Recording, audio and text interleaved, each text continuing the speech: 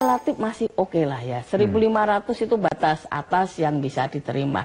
Yang ingin saya sampaikan juga, kita sudah ngitung gitu ya, kalau BBM misalkan naik 500, dalam 1.500 itu batas atas yang bisa diterima. Yang ingin saya sampaikan juga, kita sudah ngitung gitu ya, kalau BBM misalkan naik 500, dalam 1 tahun berapa sih yang bisa kita hemat? Itu kan kira-kira kalau tahun depan tuh 24 triliun. Apa yang bisa kita biayai? Dengan 24 triliun itu asuransi. Jadi untuk orang Indonesia yang belum punya asuransi kesehatan, semuanya bisa diberi ya.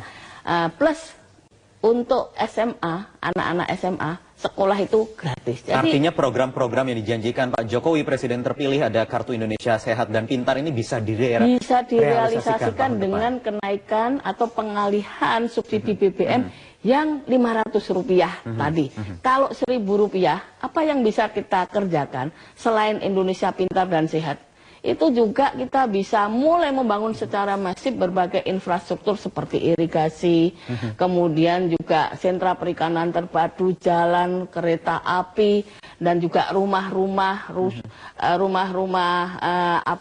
di daerah kawasan industri, perumahan untuk buruh ya, ataupun juga rumah-rumah yang bersubsidi kayak di Jakarta, rumah deret, kampung deret, ataupun kita berbicara mengenai tol laut, ataupun kita berbicara waduk ya, dam-dam yang sudah dangkal. Jadi ada banyak sekali ya yang bisa kita kerjakan. Apalagi kalau 1.500 ataupun kita berbicara waduk ya, dam-dam yang sudah dangkal. Jadi ada banyak sekali ya yang bisa kita kerjakan. Apalagi kalau 1.500 pengalihannya itu benar-benar kita bisa investasi ke manusia dan ke infrastruktur, kepada peningkatan bukan yang selama ini berjalannya lamban sekali. Itu bisa dipercepat kalau kita melakukan pengalihan sekitar 1.000 sampai 1.500 ya, terutama 1.500 subsidi BBM langsung untuk proyek-proyek, program-program yang seperti tadi saya sampaikan. Hanya saja permasalahannya sekarang adalah memang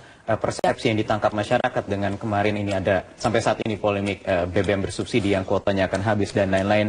Persepsinya adalah BBM akan hilang dari pasaran dan lain-lain, dan itu mungkin karena sering banyaknya kebocoran ya. Jadi memang harus jelas ya bahwa kalau terjadi pengalihan tadi nggak akan bocor. Dan jelas program proyek yang akan dikerjakan itu apa. Ini saya yakin masyarakat akan bisa menerima. Bayangkan kalau kita menanggung sedikit beban kenaikan harga BBM misalkan 500, tapi asuransi kesehatan itu apa. Ini saya yakin masyarakat akan bisa menerima. Bayangkan kalau kita menanggung sedikit beban kenaikan harga BBM misalkan 500, tapi asuransi kesehatan yang belum memiliki seluruh Indonesia nanti akan mendapatkannya. Bayangkan, dan juga sekolah sampai SMA gratis. Ini kan luar biasa ya. Jadi kalau dikomunikasikan dan direncanakan dengan baik dengan masyarakat secara terbuka dan tidak bocor, saya punya keyakinan bahwa masyarakat akan lebih mudah menerima dibandingkan kalau menjadi rahasia, karena kan kita juga tahu sekarang ini kita untuk berhutang aja hanya untuk membayar hutang itu kan sudah tidak sehat. Artinya sekali lagi memang ini mutlak kalau sekali lagi pertimbangannya adalah semata-mata ekonomi, ini tidak akan ada goncangan atau ada gejolak ekonomi atau sosial di masyarakat jika harga BBM dinaikkan saat ini, kecuali mungkin pertimbangannya politik. Iya, kan itu apa?